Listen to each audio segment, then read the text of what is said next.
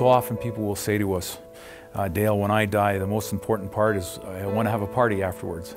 One of the strengths we have at Martin Brothers is the ability to have a reception after the funeral. We have sandwiches, coffee, tea. We'll often have wine and cheese or something like that.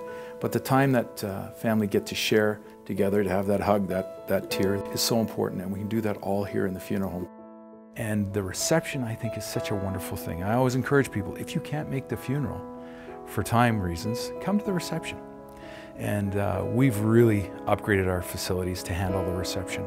It's elegant. I think it's exactly what people want. And it's right in the same facility as where the funeral is held. I think that's a wonderful addition to the service we provide. The facilities are all completely upgraded, and we're very pleased with that.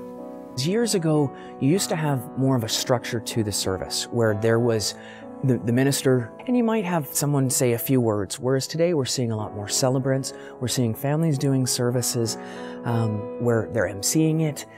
You're seeing a lot of PowerPoints, pictorial tributes, a lot more personalization towards the individual. Personalization for funerals are important nowadays. Oftentimes, if people have been hunters, we've seen all kinds of trophies brought in. We've also had Harley-Davidson motorcycles brought into our chapel. We try to do everything we can to accommodate a family.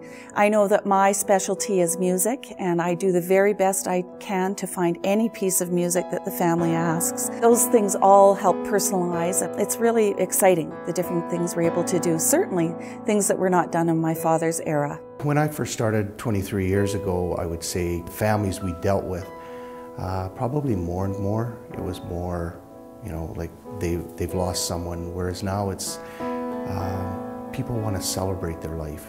I'm not going to say there's not as much crying as there was before, because they've lost someone, but it's, let's just celebrate Dad's life. That's probably what he wanted. So, that's what we're going to do. We're going to do his wishes.